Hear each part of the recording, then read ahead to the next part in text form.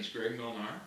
I'm going to be your professor this semester for Real Estate, An Introduction to the Profession. This is actually the book that you're going to be purchasing, and it's a paperback, so it's not too heavy for you, and there's a lot of good information in this, but the whole book doesn't really go too deep into all the mathematics and the other things that deal with real estate, but it's an excellent book. I actually put out on the D2L, I put out the syllabus, so if you can go ahead and get that printed off or just have it available in the future, and that way you can see all the different dates that we're going to be doing. It has the course information. It has a little bit about myself. My name, again, is Greg Milnar. I have a Bachelor's of Business Administration. I'm an alumni from MTSU. And I'm a principal broker and owner of Belleville Properties, which is here in Franklin. I have my Tennessee Real Estate Commission teaching certificate, and that is from the Real Estate Commission here in Tennessee. And I'm also a managing partner and owner of Milnar Organ Company in Eagleville, Tennessee. So it's a family business. So kind of a wide range of different background, and it should be a good semester together with you. With this online presentation, we're going to have code words for each chapter that I go over, and the code word will give me your actual attendance. Here's everybody's printed out attendance of this online class. So after a chapter, I'll give you a code word that you will email me back, and I'll discuss that more on D2L on the news section. Okay, so I'm going to be communicating with you guys mostly through the news section, and then you just email me back and forth. I'm going to put tests out there,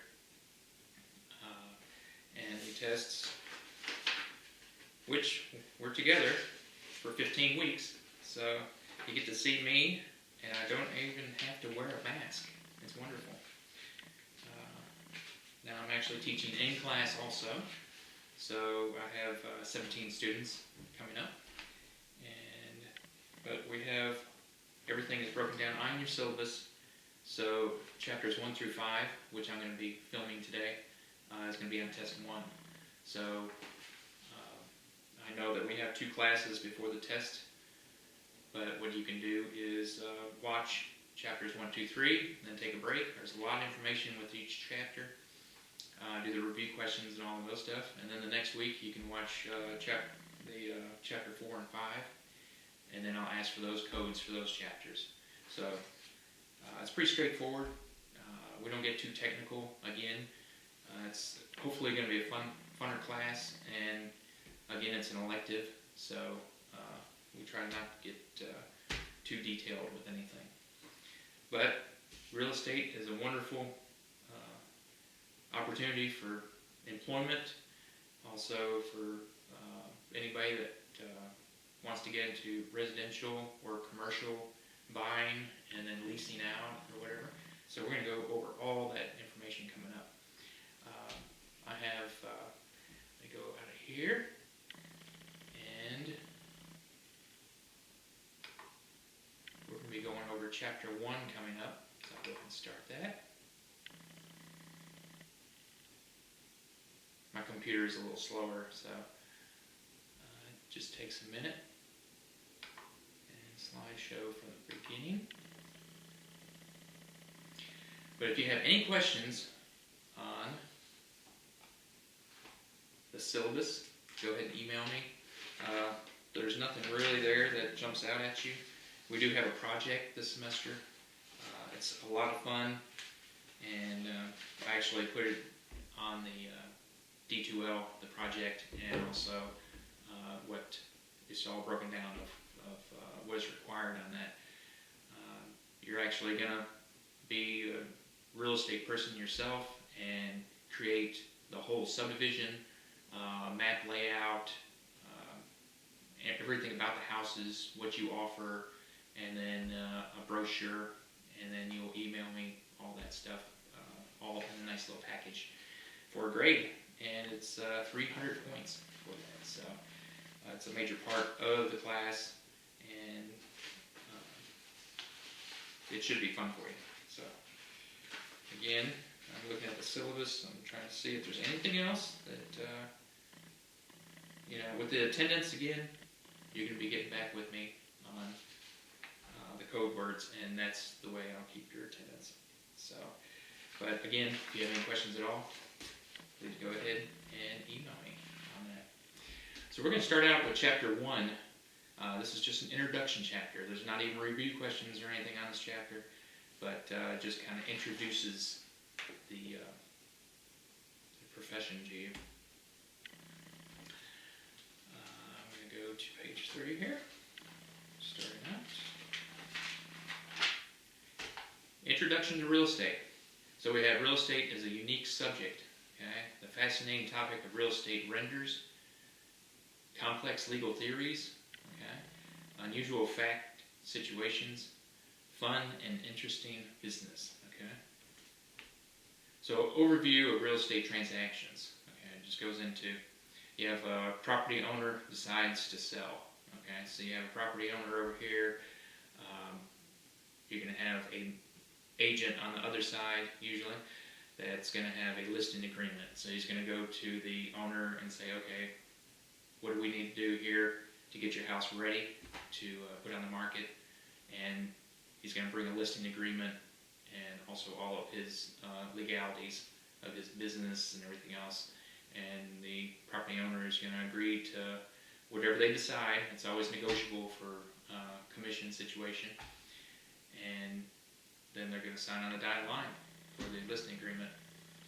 So you have, individual goes and meets.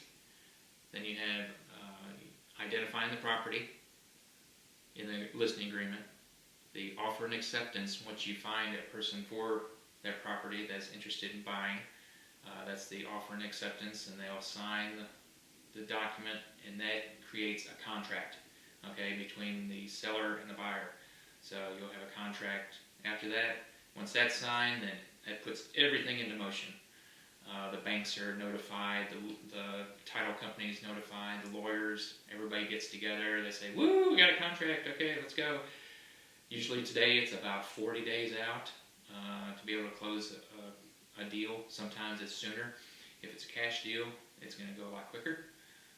You could close within 2 weeks. So as long as everybody is on board, everybody gets the paperwork in, you can't be lackadaisical and just sit back and say, oh, well, I need to have that in at this date. Everything needs to be on time, and that's what the real estate agent, they're kind of like cat wrangling everybody, because this is your deal. It's the only way you get paid is by the commission. So at the end of the deal, once it closes, so you're kind of getting everybody together, making sure things are working, and that everybody stays on track. That's the biggest thing. Today we have texting back and forth, and that's a lot of times in a deal with my own company. I might talk maybe 1 or 2 times on the phone to the other realtor that has the buyers on their side if I'm selling the property.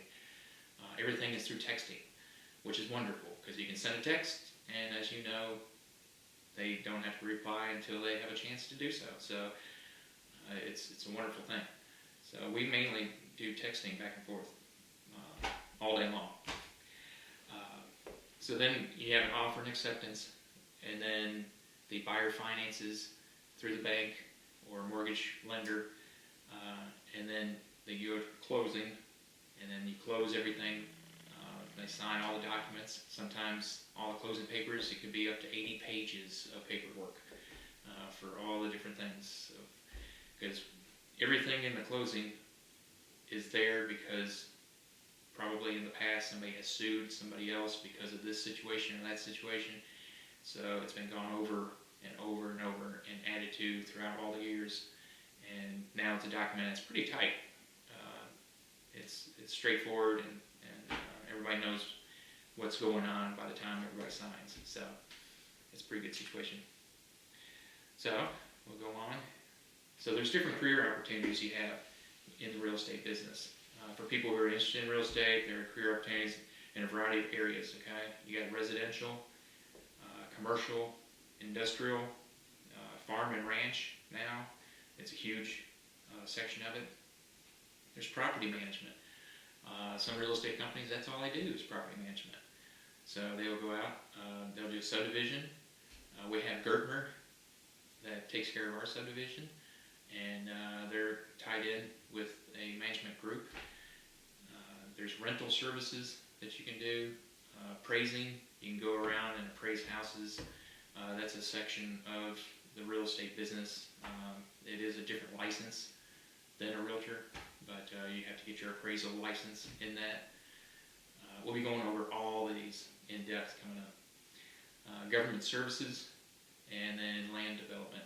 So there's several different career opportunities for everybody. More opportunities. You got urban planning now with downtown areas. There's the financing, security, and syndications. You can do consulting. Title insurance you can get into. Education, like I'm doing on the side with Middle Tennessee State University. And then investing. And you don't need to even have a license to invest. A lot of people out there, most people that invest in properties do not have a real estate license. It's not needed, but it's a good to have a background in it for investing. License requirements. Okay, this is the major deal. Any person who, for compensation, okay, remember that word, compensation, you're getting actual money, you're getting paid, or the promise of compensation. So it requires a license by a state, okay? So if you list or offer to list someone else's property, okay, not your own property, you can actually sell your own property without a license. But if you list or offer to list somebody else's property, you have to have a license.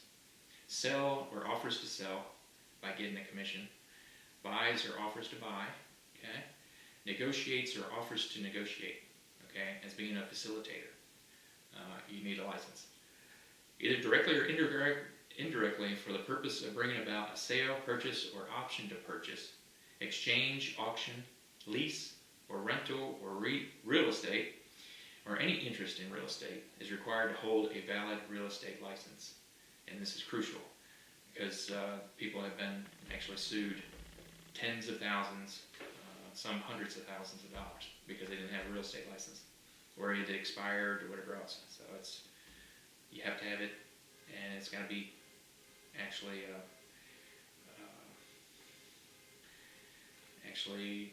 up to date. You have to update your license every 2 years, okay, with the state. So, and you have to review the state laws required within each state because they do differ from state to state. So you got to make sure. Okay, so that's chapter 1. With questions and stuff, you have any question or anything, just email me again. Let's go out of this. We're going to go to chapter 2. As you can see, these chapters go quickly, usually. I try not to ad-lib a lot because there's a lot of information, and I want you to spend most of your time reading the chapters because guess what? The tests are mostly the review questions at the end of the chapter. So if you know those review questions, you know at least you're going to pass the test. There are a few from the test bank because a lot of the review questions, there's 50 questions, so there's not enough review questions to put in there.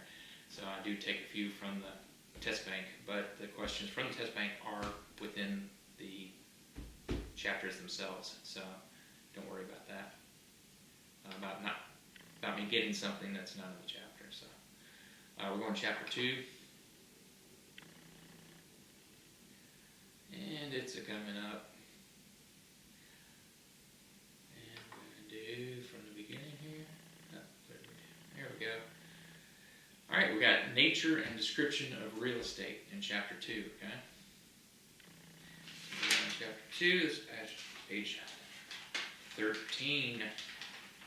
So what is real estate? Okay. The nature and description of real estate is land and improvements in a physical sense, as well as the rights to own or use them, also known as real property. I got a quick picture on here of the earth. You see a big slab of earth, and then you see all the big buildings on top, okay? So that's real estate. It's the improvement of the land, okay? And whatever is attached to the land, okay? So we'll go over that here soon.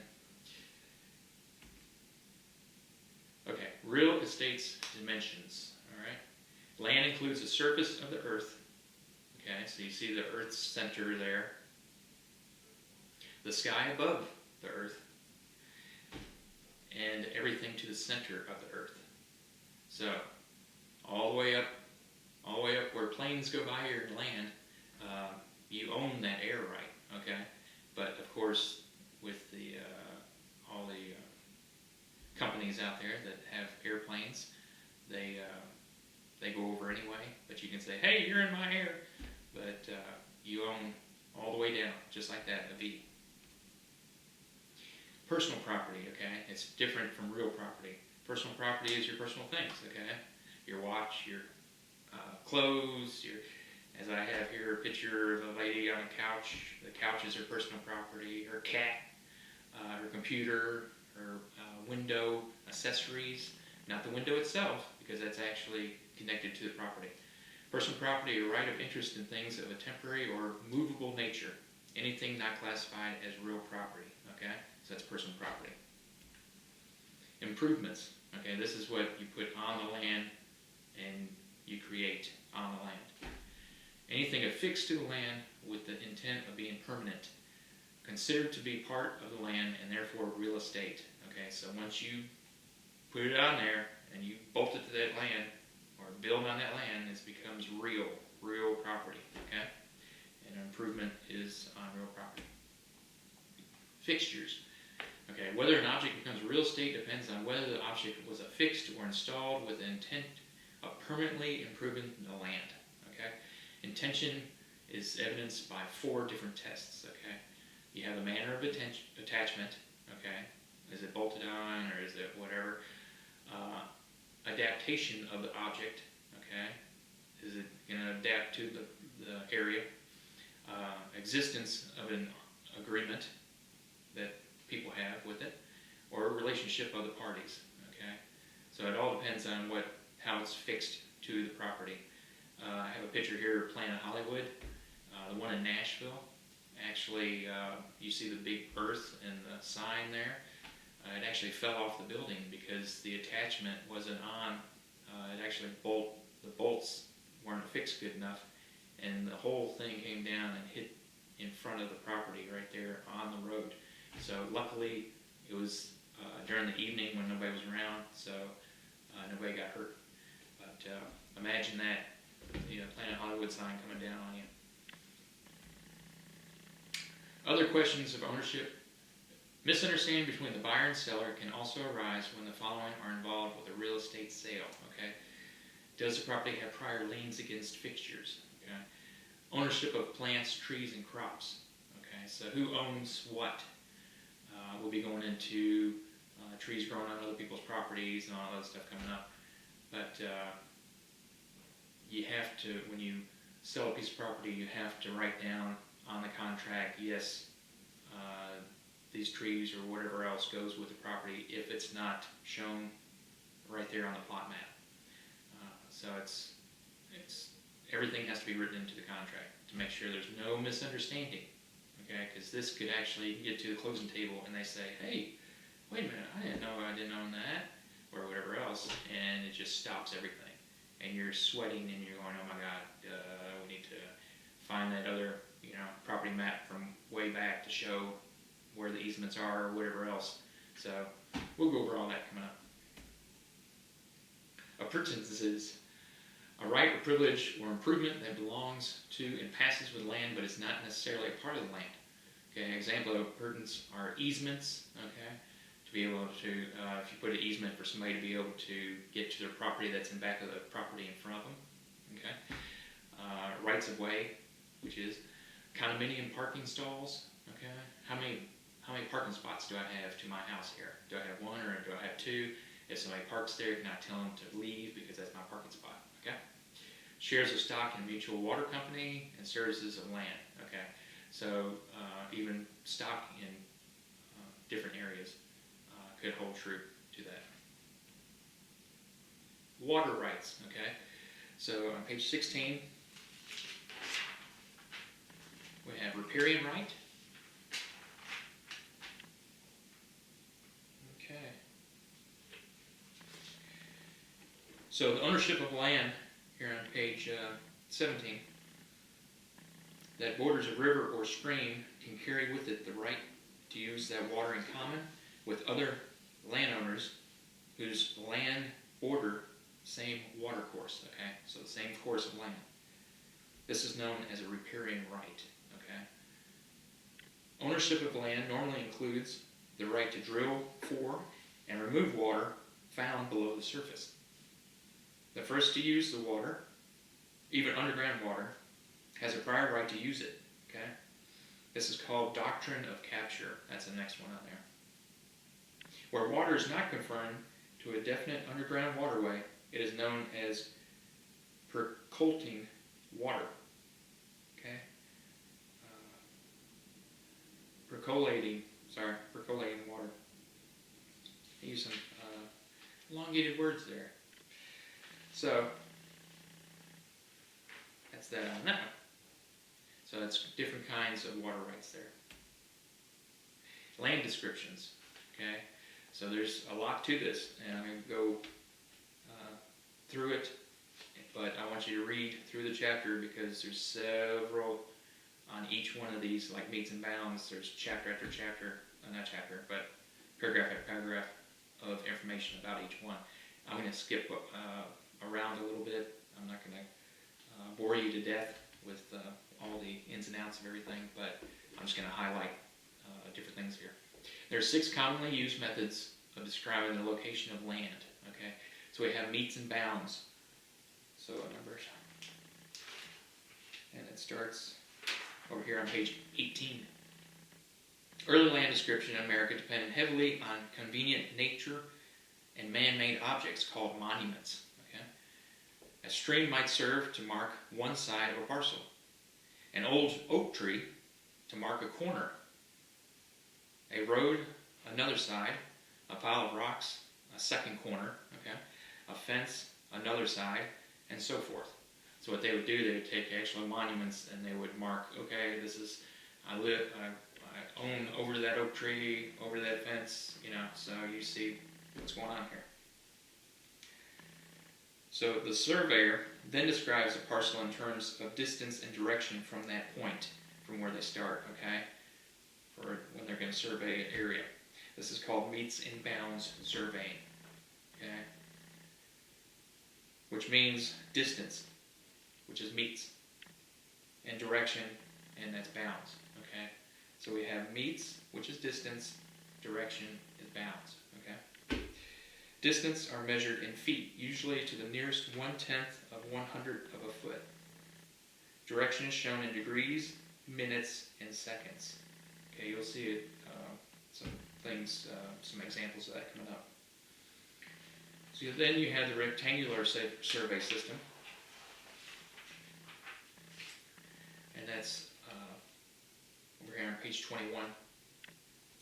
The rectangular survey system was authorized by Congress in May 1785. It was designed to provide a faster and simpler method than metes and bounds for describing land in newly annexed territories and states. Okay, they had to have a way to do it when they started with multi-parcels of land. Also known as the Government Survey or U.S. Public Land Survey, is based on imaginary lines. Okay, imaginary. You gotta imagine them in your head. These lines are the east-west latitude lines and the north-south longitude lines. Okay, so just think of the Earth and the latitude, east and west goes around, and the longitude, north and south. Okay, they go all the way around there. As you can see in the figures on page 21. Certain longitude lines were selected as principal medians. For each of these, our intercepting latitude line was selected as a baseline. Okay? Every 24 miles north and south of the baseline, correction lines or standard parallels were established. Okay? Every 24 miles east and west of principal meridian, guide meridians were established to run from one standard parcel to the next. Okay? So that's talking about the rectangular survey system. Okay. Go. So this actually shows describing the land, meets, and bounds. Okay. Let me go back to the one before. So we're going to do the meets and bounds. We're going to do rectangular survey system. I have some of these slides in here. Recorded plat. Then you have reference to documents other than maps. Okay. Informal references, which, assessor's parcel numbers. Okay. You'll see it on these next ones. So meets and bounds again. You're seeing that up at the top they have north 80 degrees, and then you have feet, and you'll see a monument there in the middle. Point of beginning, it'll go around, and then it'll hit another section. So you have a permanent reference mark of north, east, west, and south on there. So this is just a little guide that shows you the meets and bounds of how they would lay it out. Name and directions for a meets and bounds survey. Moving in a clockwise direction from the point of beginning, set the center of a circle compass on each corner of the parcel to find the direction of travel to the next corner. Okay, so you would see, is it 45 degrees or whatever. We're not going to get too involved in all this. This is just, again, an introduction of, kind of more of the definitions of how they survey properties. Parallel meridians, okay? So there are 36 principal meridians in their intersecting baseline in the United States Public Land Survey System.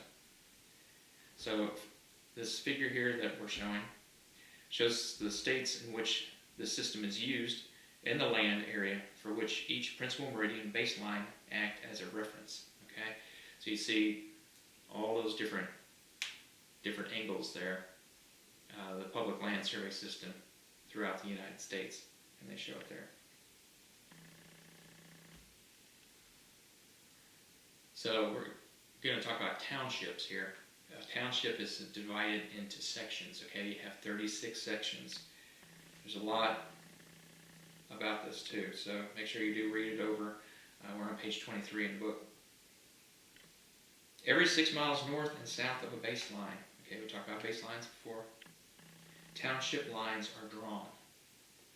They intersect with the range lines and produce 6 by 6 mile imaginary squares called townships. Okay, so it's 6 by 6. 6 times 6. Okay, so you have 36. Each 36 square mile township is divided into 36 1 square mile units called sections. Okay, and it shows it right here. And they say the first section is all the way over to the right hand corner. It goes over and then drops down and keeps on going over all the way to 36. Okay, you see it's 6 miles by 6 miles. So one section is 640 acres. Okay, so you have 36 sections, and one of those is 640 acres. Then they break it down into quarters. And it shows here, like on the A, it's circled an A on that drawing. So each square mile section contains 640 acres, like I just said, and each acre contains 43,560 square feet. Okay, they make you memorize that for the state test. So if you ever take the state test, just remember 43,560 because it's on there. Any parcel of land smaller than a full 640 acre section is identified by its position in the section. Okay, this is done by dividing the section into quarters and halves as shown.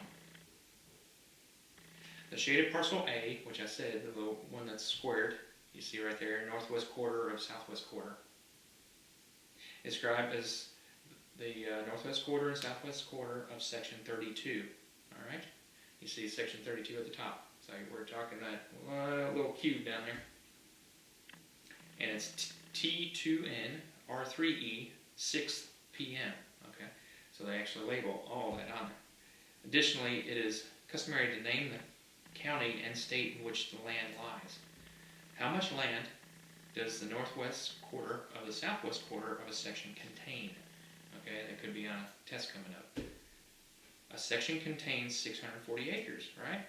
So therefore, a quarter section contains 160 acres, right? So divide a quarter section again into quarters, resulting in 40-acre parcels. Thus, the northwest quarter of the southwest quarter contains 40 acres. Okay, so that A right there you see is 40 acres. A little confusing. Read it over a couple times, but that's how they block it out. And some people, that's all they do is survey. So they deal with all these calculations and numbers all day long, every day, year after year, because it's a wonderful business. There's a lot of opportunity in it, but if you like number crunching, you might want to be a surveyor. So,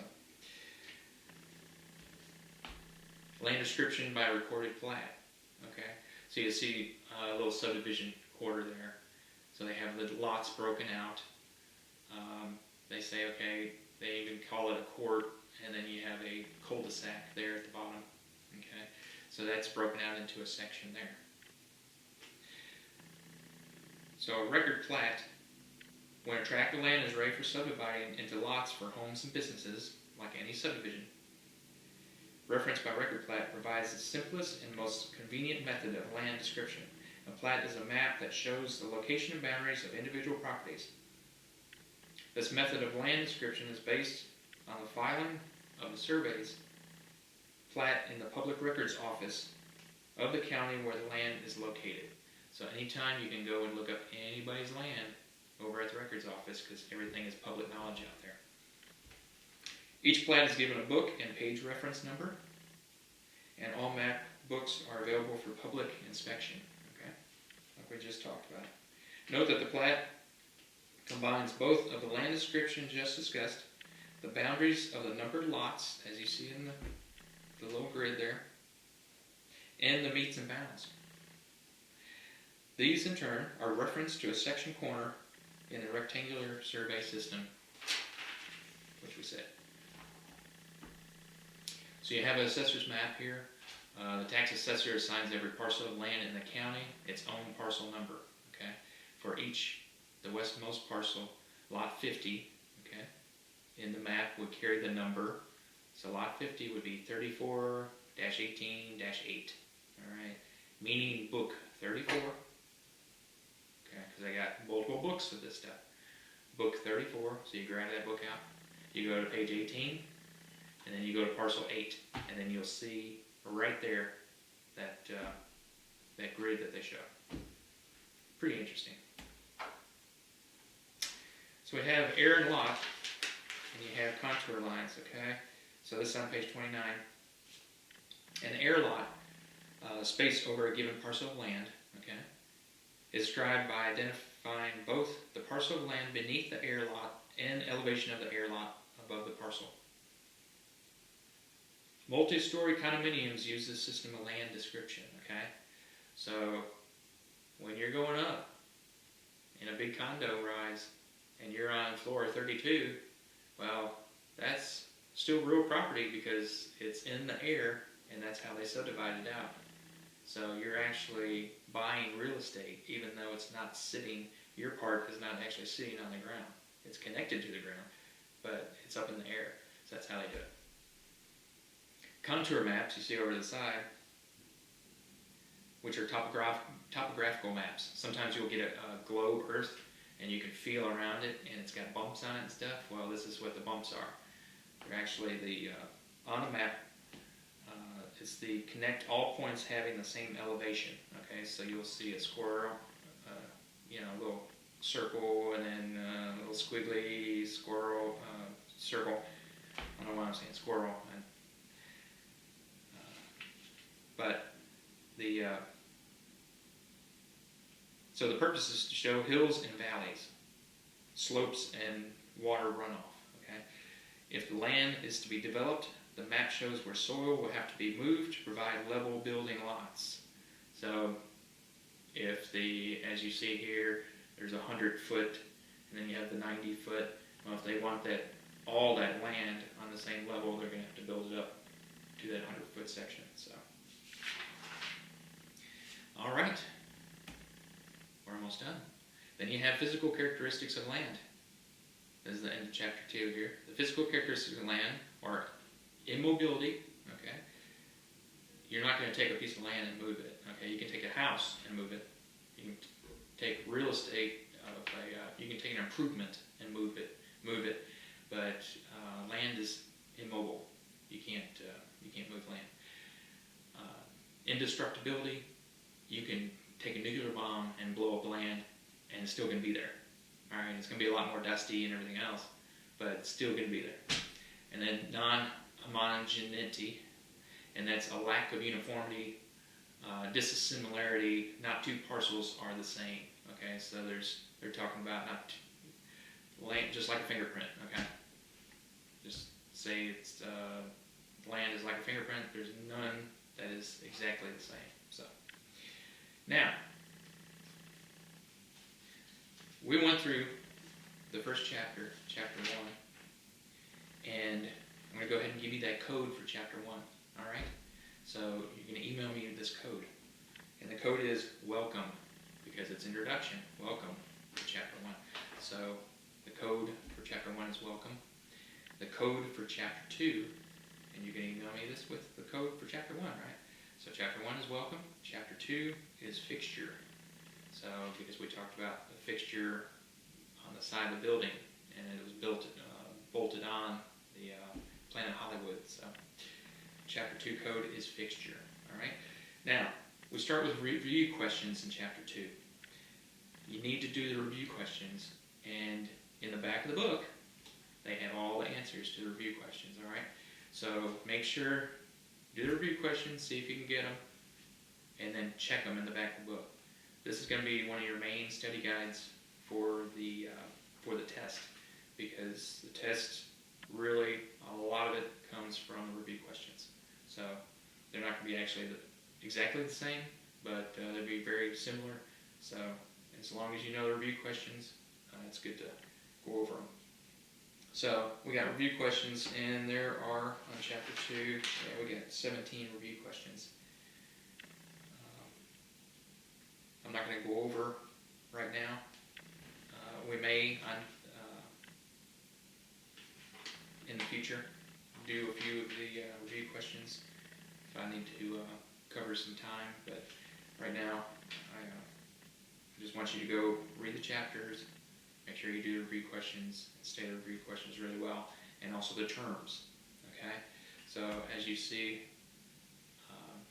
we're going to have another characteristic that we didn't talk about going back is characteristics of land here. Again, the 4 economic characteristics of land generally recognized are, you got scarcity, modification, how is the land modified, fixity, state of being unchanged, okay, if it's fixed in a certain area, and then situs, which is place of legal jurisdiction for taxes.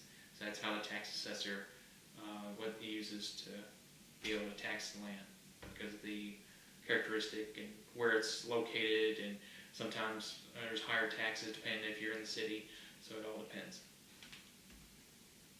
So now, again, we have the key terms.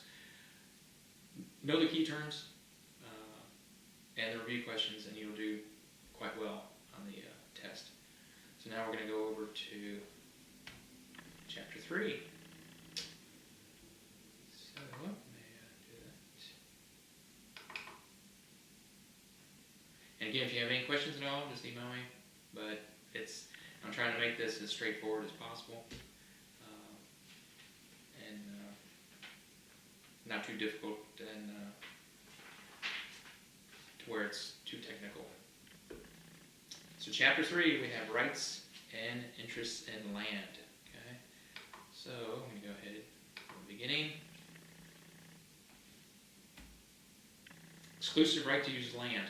All right, so you have two systems that determine the rights of land uses are. You got the feudal system and you got the allodial system. Okay, so the feudal system is a combination of legal, economic, and military customs that flourished in the medieval European between the 19th and 15th centuries, derived from holding of land in exchange for services and labor. Okay, so the king pretty much owned all the land, and you would lease the land or whatever else from the king, or pay do labor to be able to stay in any kind of properties or whatever else. We actually use a allodial system. Okay, we use a allodial system where land, building, and fixtures are owned by an individual and not a superior landlord like the king. Okay, now over in Europe, in England, the Queen does own a lot of real estate in the downtown area of London. And what they do, they have life leases. So you can lease the property for your life and for a 100-year lease or whatever else, and then it will go back to the crown after that. So they still use it over there. So government rights are on page 33 and 34. And again, with the under the feudal system, the king was responsible for organized defense against invaders, making decisions on land use, providing services such as roads and bridges, and the general administration of land and his subjects, okay, which was his people.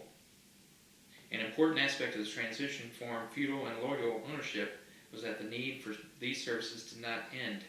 Consequently, even though ownership could not be held by private citizens, it became necessary for the government to retain the rights of taxation, eminent domain, police power, and escheat. We're going to go over all that. Let's look at each of those, okay? So we have property taxes here. This is the right of government to tax private property, okay? Once everybody owns a house, eventually, if you do, or you rent and whoever owns that, they pay property tax on that. Even commercial property here in this area have to pay school tax if you're in the city limits, and it's not even a school. It's kind of crazy that the commercial properties have to pay school tax, but they do, because there is nobody living in there. They're actually using it for businesses, but it's pretty interesting. I just want to throw that in. Eminent domain, the right of government to take private property for public use upon payment or just compensation. Okay, so if they're going to build, if they have a holdout of somebody that doesn't want to sell their property, and they have this large, say a city hall or something they want to build, and somebody says, no, I don't want to sell, I'm going to stay here, you always have that. Somebody is a holdout. They can actually, if they don't take the money that is offered to them, the government can actually take the property from them, and it's called eminent domain. You have to have that because nothing would ever be built. 840, Interstate 840 out here in Tennessee, it was on hold for 10 years. So what they did, they built the interstate up to the properties that were a holdout, and then through all the courts and everything else, took 10 years to solve, and then they were able to complete it. So it happens all the time. Government rights. So we have police power, and this is on page 35. The right of government to regulate private property for protection of the general public's health, safety, morals, and welfare. Okay, so that's police power. And then you have escheat. When a person dies and leaves no heirs and no instructions as to how to dispose of real and personal property, ownership or property passes to the government. Okay, so ownership of the property passes to the government, and you can remember escheat as like the government trying to cheat you out of your land if you were co-owner or whatever else. If somebody passes away, not co-owner, but just if you have a family member and they don't have it in their will, then it could go back to the government. So Protecting ownership, page 35 also. Fee simple. All right, fee simple is the largest, most complete bundle of rights one can hold in land ownership. It's the strongest ownership of land is fee simple. Okay. Then you have estate, which is legal interest or rights in land. Then you have title, the right to ownership of something, also the evidence of ownership such as a deed or bill of sale. All right, so that's on page 35. Let's go down to, so this is a bundle of rights, okay? So your fee simple ownership has all these in it. Real estate ownership is, in actuality, the ownership of rights to land. The largest bundle available for private ownership is called fee simple. Okay, so you see the bundle. So they used to say, okay, well, let's get a bunch of sticks, and each stick represents a part of your ownership of this land. So you have occupancy and use, right? You have the right to occupy. You have the right to build. You can have the right to grant an easement to somebody for that property. You're available to have a mortgage if you want to on the property. You can mine, drill, or farm on the property. Restrict use. You can say no. Hey, this is private property, get off. And then have covenants on it. You can exclude others again. You can sell the property. You can refuse to sell the property. Give away, abandon, okay? You can abandon the property if you want to. Rent release. You can license the property. And you can devise by will. Give it to somebody. Real estate is a bundle of property rights, okay? So you have control, right or benefit. And under control, you have mortgage, lease, impose, grant easements, licenses. Then you have use and enjoy. So you can occupy it, you can farm it, you can mine it. Exclusion, you can say no trespassing. And then disposition, sell or refuse to sell, give away, put in a will. Again, like we said before. Real estate is a bundle of rights. Property rights are what give value to the real estate, okay? If you didn't have rights, then there's really not much value to it because anybody can come on and take it, right? Private property rights are subject to limitations imposed by governments, right? Thus, this can limit the value of the investment. So it all depends on what government rights have over the property. If it's in an area where you can't do this, this, and this, well, a person that wants to do this, this, and this doesn't want to live on that land because they can't do those things. So it might actually have a little bit of, leaning on the price of the property. Encumbrances. Any immediate to a clear title, such as a lien on the property, like a tax lien, lease, or easement. Okay, these all have to be cleared up before property can change from one hand to another. If there's any liens on the property, they got to be taken care of. Any taxes, back taxes paid for. If a lease is on the property, that lease has to be ended, okay, or completed, or an easement that has to be in the contract. If you have an easement in the property, okay, those are things that could come up at the closing that could then fall through that have to be taken care of. Lien, a hold on the claim that one person has on the property or another to secure payment of a debt or other obligation. Okay, then you have easement, the right or privilege of one party has to use land belonging to another for a specific purpose not inconsistent with the owner's use of the land. Okay, so we're getting close to page 38 here. Commonly found easements. So you have a lake. There's easement to walk on over the private property there. You have a fence or lot line that is around an easement area. You could have an easement to travel to the back lot from the public road. Okay. Easement for the telephone poles. They have to have easements for that. They have to have 50 feet at least, or 50 feet or 100 feet away from the posts.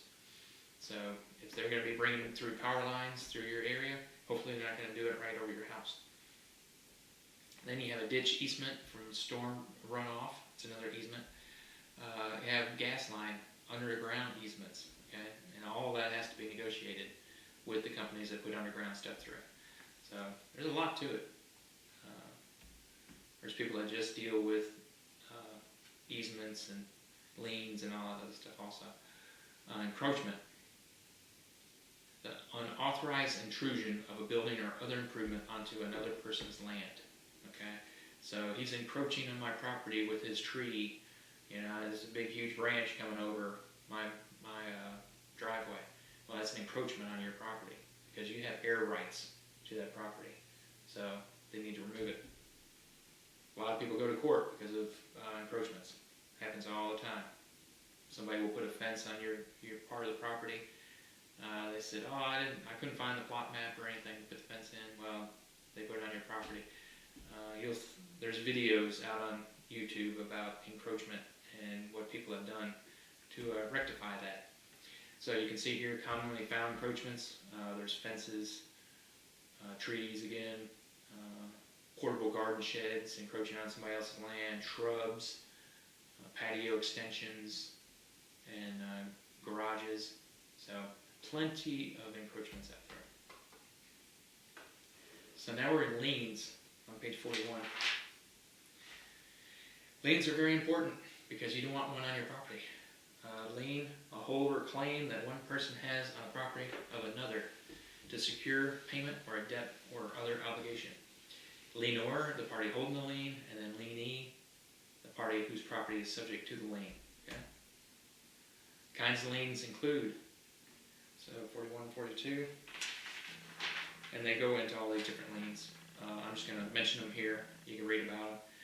There's property tax lien, mechanics lien, judgment lien, mortgage lien, voluntary lien, involuntary lien, specific lien, general lien. Okay, so and it's not general patent; that's general lien. Okay, so here we go. Again, they break each one of them down.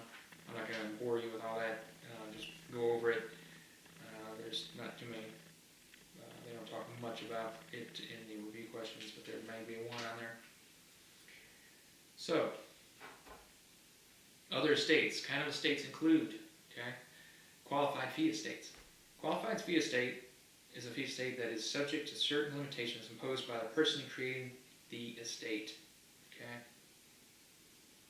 So, for example, this is on page 43.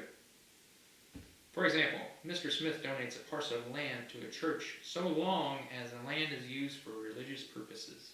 So it's written into the documents. So you can't do anything else on that land unless it's religious related. All right? So that's a lien on the property. Then you have life estates. Life estates conveys an estate for the duration of someone's life. All right? The duration of the estate can be tied to the life of the life tenant, the person holding the life estate, or to a third party. Okay, so you could, when somebody actually passes away, and they say, okay, I want this life estate to go to Joe, and so Joe gets the life estate afterward. It'll just keep on going as long as those payments are made to the leaseholder. So that's life estate. Then you have statutory estates, and these are created by law. Okay, statutory law. They include dower, which gives a wife rights in her husband's real property; courtesy, which gives a husband rights in his wife's property; and community property, which gives each spouse 1/2 interest in marital property. Okay, so that's statutory estates, and it's all the laws of the state. Then you have freehold estates. Okay, so we're going over here to freehold estates on page 46. In a carryover from an old English court system, estates and land are classified as either freehold estates or leasehold estates. The main difference is that freehold estates are tried under real property laws, whereas leasehold, also called non-freehold, okay, estates are tried under personal property laws. Okay, so they're freehold estate is tried under real property laws, okay, and then the other is tried under personal property laws. Okay, that's the only difference between the two. So that's leasehold estates. Under a leasehold estate, the user is called a leasee or tenant. Okay, so remember the last words, leasee, E-E, at the end of it. So that is a tenant, all right, because the person from whom it is leased is the lessor or the landlord. So the O-R at the end is the landlord. So the leasee is the tenant, the lessor is the landlord, okay? So what they do in a lot of these different terms, they're going to do EE or OR at the end of them, so you know which one is which, okay? We'll be going over all that stuff here coming up.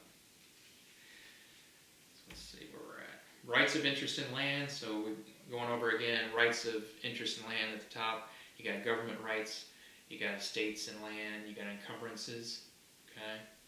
Which is encumbrance, you'll have an easement or a deed restriction or a lien, leases, encroachments, okay, that's under encumbrance. And then you have fixtures, okay, that fixed to the land. Then it goes on down to statutory estates, leasehold estates, freehold estates, and then branches off after that, okay? That's just a little bit of a grid to show you the rights of interests in land. So overview, a licensee is a personal privilege given to someone to use land. Okay, they're given a license. It's not assignable and can be canceled by the person who issues it. Then you have chattel, an article of personal property. Okay, so I always think of chattel. With real estate, there's a million definitions to know. Okay, so what you do, you try to associate words with other things, just like you do with any other test or anything else. So a chattel, I think of cattle, because I grew up on a farm, okay? And so that's how I distinguish chattel. I'll say, oh yeah, it's personal property, because it's my personal cows. I can move them off the property. Common law derives its authority from usage and custom over long periods of time, okay? It's common law. And then statutory law, created by the enactment of legislation. Statutory, it's always with the law, okay, with the state. Then you have key terms again. Make sure you go over the key terms. Be familiar with them. There's a bunch of them, again. So it just makes things more, it brings everything together if you know the terminology with the real estate. It really helps. So we're coming to the end of chapter 3. And I'm going to give you the code for chapter 3, and that code is lien, okay? So we have a tax lien, we got all the different liens we talked about, so it's lien, and that one's L-E-I-N for lien. Again, make sure you go over the review questions, all right?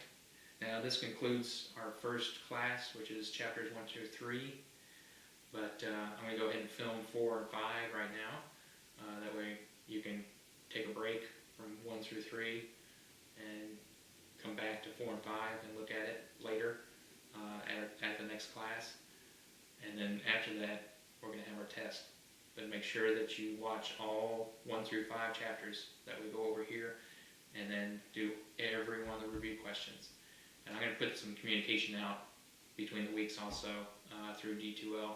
So, and you're going to be emailing me all these codes, which we've already given for the chapters. So do that. And you can do that anytime. This week, I'd like to get chapters 1 through 3 code words back from you. And then next week, we'll do chapter 4 and 5. You can email me those code words. Or you can email me all 5 if you want to go ahead and just watch the whole video. So this ends the first week's class. But I'm going to go ahead and film the second with you. So here we go. Chapter 4, and this is going to be, again, the second week class. So let me go ahead and get out of here. We're going to go into chapter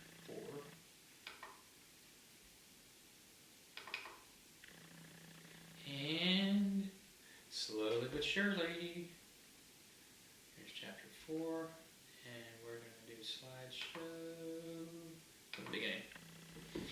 All right, chapter 4, forms of ownership, okay? A lot of different forms of ownership here. We got sole ownership. And we're going to go right here. Forms of ownership. Some forms of ownership include sole ownership, which I'm about to talk about. Concurrent ownership. Okay, this is joint tenancy, tenancy by the entirety, and community property. Okay, we're going to talk about all those. So it's within coming up. Sole ownership. When title of property is held by one person, it is called estate in severalty. Okay, which you would think it'd be several people owning it, but it's not. Okay, it's another way I remembered that word. It's one person, but it shows several. Okay, but it's you just have to memorize it. So it is called an estate in severalty or sole ownership. Although the word severalty seems to imply that several persons own a single property, the correct meaning can be easily remembered by thinking of severed ownership. Okay, so severed ownership, that's what they're thinking there. The major advantage of sole ownership for an individual is flexibility. As a sole owner, you can make all the decisions regarding a property without having to get an agreement of co-owners. So, hey, I can do anything I want. I own this property. So it's sole ownership on there. So we've got forms of ownership. They do agree it again. Severalty, co-ownership, trusts, and then they break it all down. They have tenants in common, joint tenants, and on the other side you have businesses and individuals with severalty. Then you have trusts, which are like real estate trusts. They're conglomerates. They're all together. So just different land trusts you have there. Concurrent ownership. Okay, this is on page 54. Tenants in common. Shared ownership of a single property among two or more people, where interests need to not be equal and no right of survivorship exists. Okay, so that's tenants in common. You say here, in a tenancy in common, these interests need not be the same size. So you could have 20% ownership, 30%, whatever. Each owner can individually sell, mortgage, give away, or devise an individual interest. Okay, so devise, which you don't get rid of. So it all depends on what the agreement is between the owners. So that's tenants in common. Undivided interest is another ownership. By two or more persons, it gives each the right to use the entire property. All right. No right of survivorship is the next one. If a co-owner dies, his interest passes to his heirs or devisees, who then becomes tenants in common with the remaining co-owners. All right.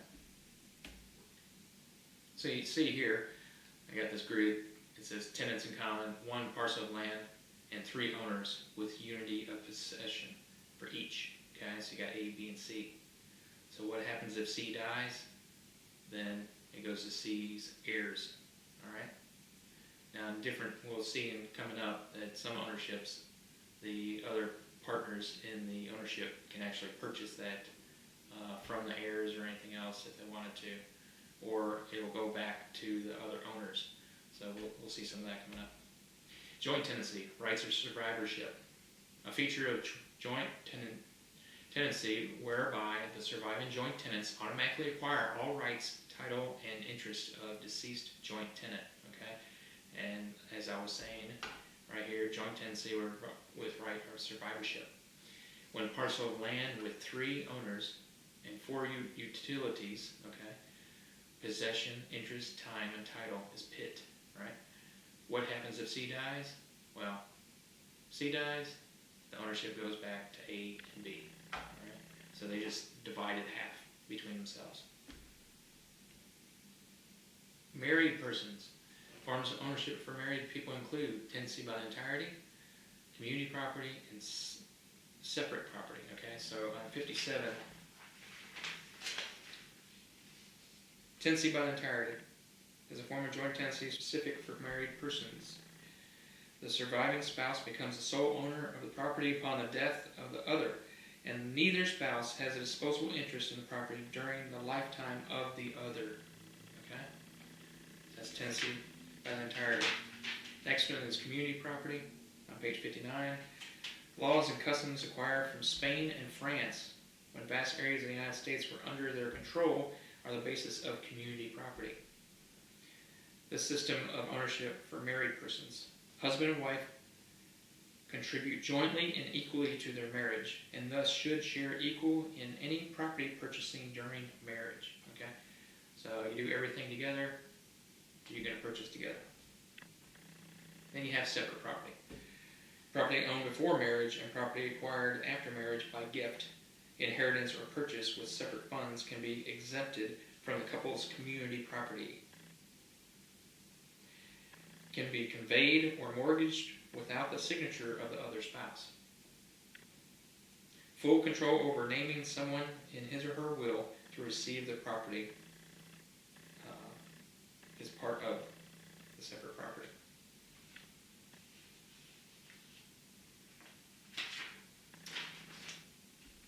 So then we have additional ownership forms. Okay, we have partnerships, limited liability partners, corporations, and trusts. These are all different forms of ownership, right? And they're just giving you, this is just another basic background. And they do talk about, throughout the paragraphs, philosophy, advantage of community property systems, and all that. But that is the full chapter. Now, make sure to read through all the different pages of the chapter because there's a lot of information. Again, I go through quickly because we have this video and you don't want to be on here forever. But there is other information on here that needs to be read. And again, do the review questions because that's what the test is going to be mainly. Chapter 4 code. Okay, so you're going to email me this code. And what is the code for chapter 4? And it's tenancy. Because we talked about all kinds of different tenancy. So it's tenancy. All right, chapter 5. Let me get out of here.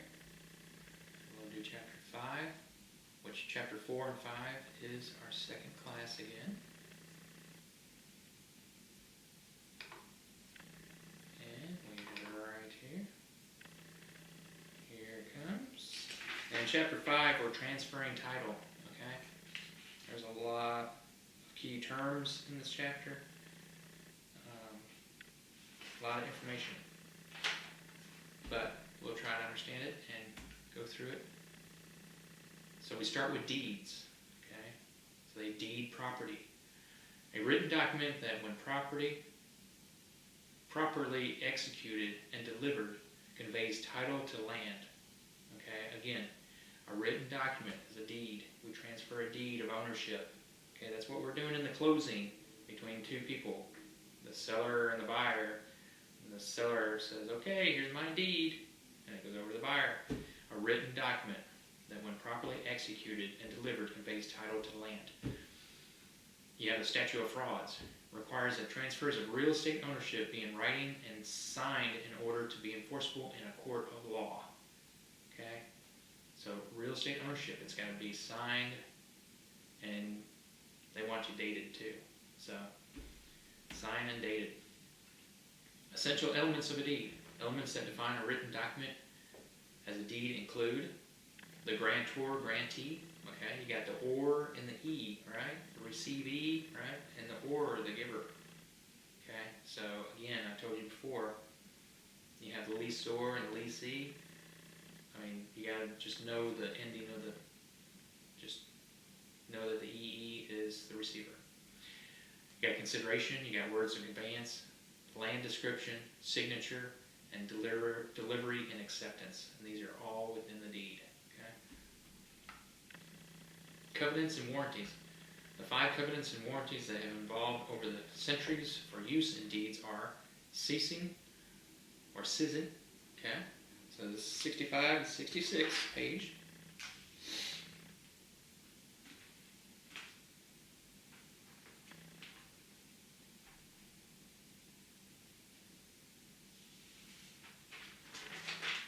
And I'm actually going to go over a few more things about the deed. Because the deed is so important. The deed is what transfers title to a property, transfers the ownership. Okay? So to be legally enforced, the grantor must be legal age of 18 years old and of sound mind. Okay? You can't be off your rocker, or a few screws loose, or losing a piece of pizza out of the pie. You have to be 18 years or older, and you have to have sound mind to be able to make it.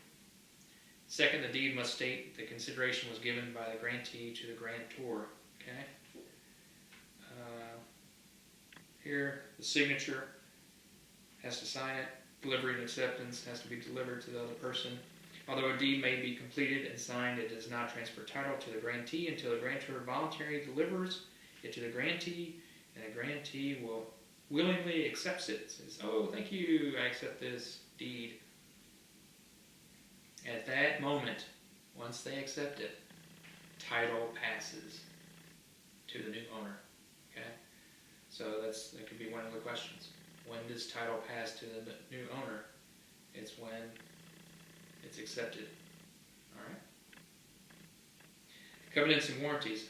Does the grantor possess all the right, title, and interest conveying this deed? As a protection measure, the grantee can ask the grantor to include certain covenants and warranties in the deed. Okay?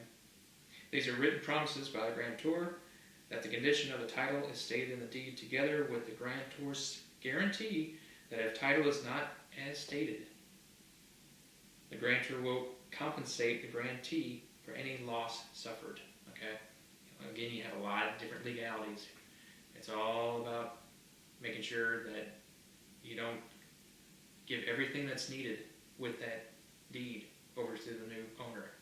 So it's very, very important. So we have here again, SISN is a covenant and warranty, part of the 5 covenants. And it says here on page 66, the owner and possessor of the property being conveyed and has the right to convey it. Okay, that's SISN. Covenant of quiet enjoyment. Okay, that's the next one. The grantee will not be disturbed. All right. Covenant against encumbrances. Title is not encumbered with any easements, restrictions, unpaid property taxes, assessments, mortgages, judgments, and so on. Okay, can't have any of that on there. Covenant of further assurance. Any subsequent documents that might be necessary to make good on the grantee's title. Excuse me. Then you have warranty forever. Grantor will bear the expense of defending the grantee's title. Because these warranties and covenants are a formidable set of promises to the new owner, grantors often back them up with a title insurance policy. And what it does is it ensures that that title is good, doesn't have any liens on it or anything else, and it's a major expense at the closing. Sometimes title insurance could be $2,000 or even more. What they have to do, they have to go and make sure they go and find that deed. They go and look for anything around it. They say, okay, no liens or anything else is on it. It can be transferred over. Okay, it's a title insurance policy. So you have to, all houses that transfer over, that especially with a mortgage on it, has a title insurance policy on it. Covenants and warranties. Full covenant warranty deed contains all 5 covenants and warranties, considered to be the best deed a grantee can receive, and is used extensively in most states. Also known as the general warranty deed or warranty deed. So the general warranty deed is one of the best out there, okay? Because you will hear that. What warranty is the best? The general warranty deed, okay? This is an example of a warranty deed, okay? It's got this deed made on the city, and then they fill it all out, witnessed by, and then they say the dollar amount and everything else on there. It's all filled out, and it's the warranty deed. You'll see one on page 67.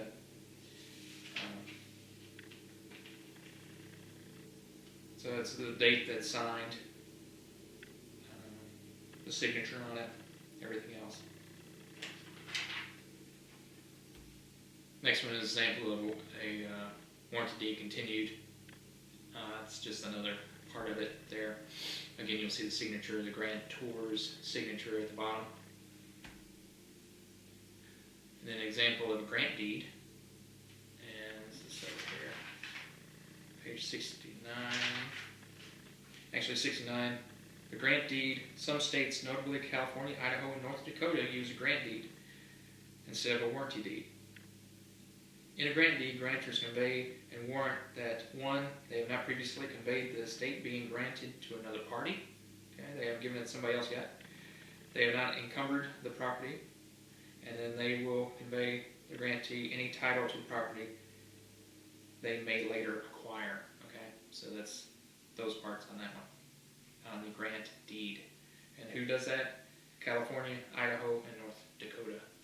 So different states do different things. That's why the laws of your state you have to know. And it's a huge part of the test that you take for a state real estate exam is you have all your definition test deal, and all your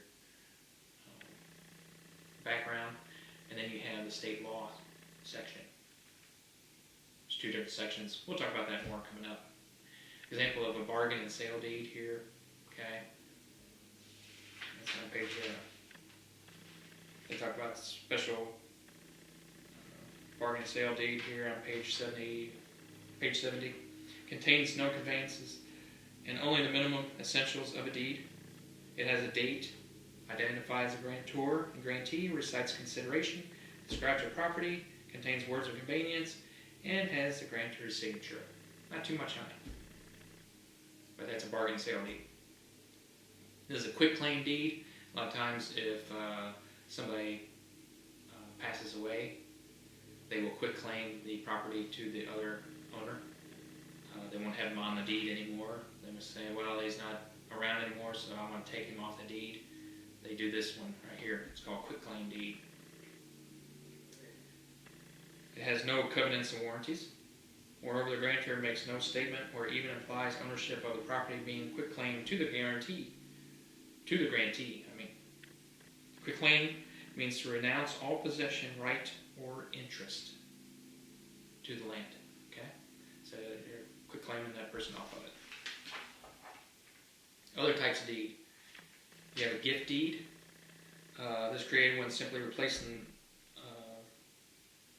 the recitation of money and other valuable considerations with a statement in consideration of natural love and affection. So I like you, I love you, I'm going to give you this money. It's called a gift. And your parents can do that when you buy a house for a certain amount of money. They can gift you some money, and everything is written into the contract that it shows that they gave you a certain amount of money for down payment or whatever else. But it's actually a gift. So, called a gift deed. Guarantee deed, or guardian's deed here, is used to convey a minor's interest in real property. Sheriff's deed, they use this during foreclosures when people don't pay on their house.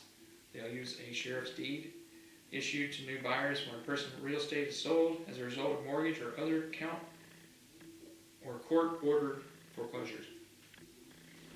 You got a correction deed, also called a deed of confirmation. This is on page 73. It's used to correct any error or previous executed and delivered deed. Okay, so any errors on the deed, they can correct it with a correction deed. The cession deed is a form of quitclaim deed wherein a property owner conveys street rights to a county or municipality. Okay. Interspousal deed is used in some states to transfer real property between spouses. All right. Then you have a tax deed. It's used to convey title to real estate that has been sold by the government because of non-payment of taxes. Okay, it's called tax deed. And then you have deed of trust. Now, all property has a deed of trust, but it's used to convey real estate to a third party as a security for a loan and is discussed. Okay, so a lot of times with mortgages, you'll have a deed of trust. Okay, it has everything broken down in that.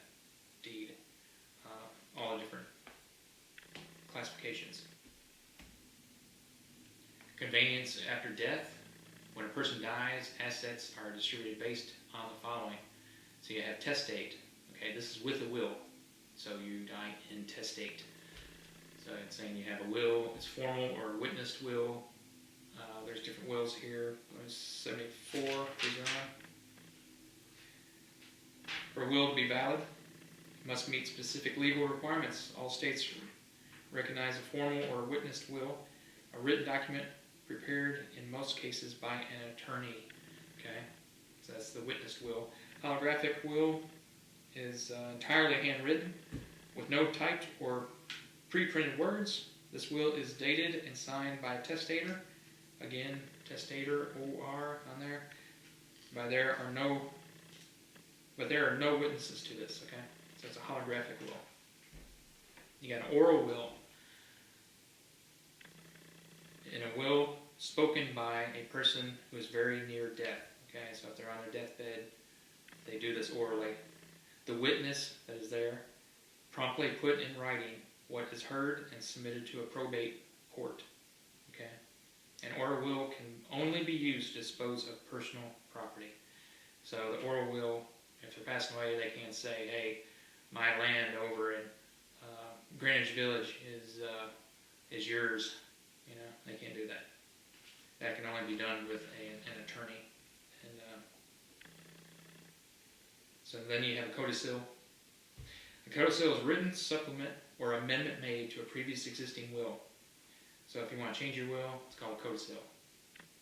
It's used to change some aspect of the will or to add new instruction without the work of rewriting the entire will, which is wonderful because a lot of wills are long.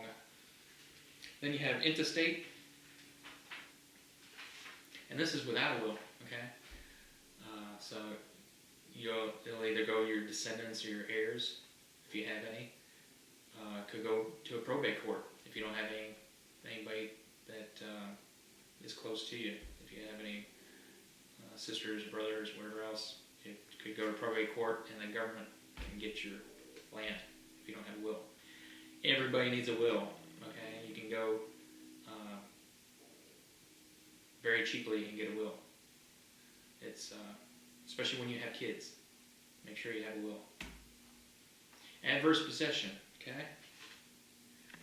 Adverse possession, unauthorized occupation of another person's land for a period of time as required by law, okay? And then here on page 75, person who occupied a parcel of land was presumed to be its owner. Adverse possession is a method of acquiring title by possession of land for a specific period of time under certain conditions. The claim must have maintained actual, visible, continuous, hostile, exclusive, and notorious possession and be publicly claiming ownership of the property. So it's with squatters' rights. Okay, you've heard of squatters. People will just go in and, hey, if nobody's around, if nobody's living on this land, I'm just going to stay here. And that's what they do. So this is acquiring the land in adverse ways, okay, in different ways. Finally, the adverse claimant must be able to prove that he or she has met these requirements for a period ranging from 3 to 30 years. And that all depends on the states, okay? And you see on page 76 the different occupancy timelines that you can do. Then you have color of title. There's a plausible appearance of ownership interest. And then easement by prescription, acquired by prolonged adverse use. Ownership accession. So accession is the extent of one's ownership of land can be altered from natural or man-made, causing, including, okay, you got accretion, luberin, reliction, avulsion, and annexation. Okay, this is on page 77 through 78. So quickly, we have land fronting a lake or river or ocean. Additional land comes up, accumulation of rock and sand and soil. That's accretion. Okay, so you got more land now because all this stuff washed up. Avulsion is an increase of land that results when waterborne soil is gradually deposited to produce firm, dry ground. Okay, that's alluvium. reliction. Okay? Results when a lake, sea, or river permanently recedes, exposing dry land. So, hey, I got more land now because the sea went back. Okay? Well, it's kind of a reverse with global warming. You're going to be losing land. Okay? When land is rapidly washed away by action of water, which I just talked about, is known as avulsion. Okay? Man-made accession occurs through annexation, which is the last one, of personal property to real estate. For example, when lumber, nails, and cement were used to build a house, they alter the extent of one's land ownership. Okay? So it just builds up the land so you have more land. Public grant. Okay? Transfer of land by government body to a private property. That's a public grant. They have the Homestead Act here. They talk about it on page 78. Most famous, passed by U.S. Congress in 1862, the act permitted persons wishing to settle on or otherwise unappropriated federal land to acquire fee simple ownership. What is fee simple? It's the best kind of ownership, fee simple. By paying a small filing charge and occupying a cultivation land for 5 years. So if you did that and cultivate the land in 5 years, you pay a fee, it's yours. To retain the claim, a certain amount of work must be performed on land each year. Hey, I can do that. If the claim is worked long enough, the public grantee can be sought and fee simple title obtained. Okay. So you got dedication, additional transfers. Some additional types of land transfers include dedication, forfeiture, and alienation. Okay. So dedication, when an owner makes a voluntary gift for the use of land to the public, is known as dedication. I dedicate this property to you. Here you go. Dedication is not transferred of title, only a dedication of use for a benefit of the public. So they will dedicate land for a park. Okay. Forfeiture of title can occur when a deed contains a condition or limitation. For example, a grantor states in the deed that the land conveyed may be used for residential purposes only. Okay?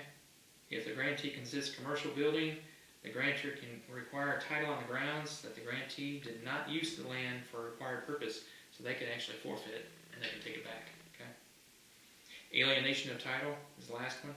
A change in ownership of any kind is alienation.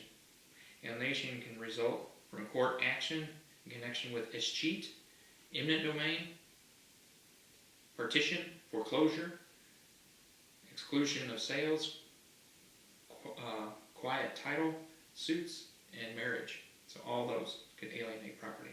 All right? So you got all the key terms there again. Try to be familiar with everything. Again, it's going to give you a better roundabout knowledge of the real estate business in the future, and also for the test, because that's all we're here for anyway. A lot of times is to make good on those tests and to actually acquire good knowledge for the future. Again, review questions are on page 79 here. I'm going to give you the chapter code. The chapter code for 5 is warranty. Throughout the chapter, we talk about all kinds of warranty deeds and warranty this and that. So chapter 5 code is warranty. So again, do the review questions. We're going to have on the test, we're going to have chapters 1 through 5, and I'll be emailing you and posting out there on the news some information about the test and how to go about putting your answers on one piece of paper, okay, when you email it back, and that way I can actually grade it and not have to flip through 6 different pieces of paper or print off 6 different pieces. So we'll just have one piece of paper for that. But do the review questions on here and read the chapters. I know that it's a lot of information, but again, it's just a basic kind of roundabout, not too in-depth look into real estate, but it's just a lot of information, so make sure you read everything and do the review questions, because they will be most of the test. So it's been great, and I look forward to our next class, and I hope everybody is staying healthy. Thank you.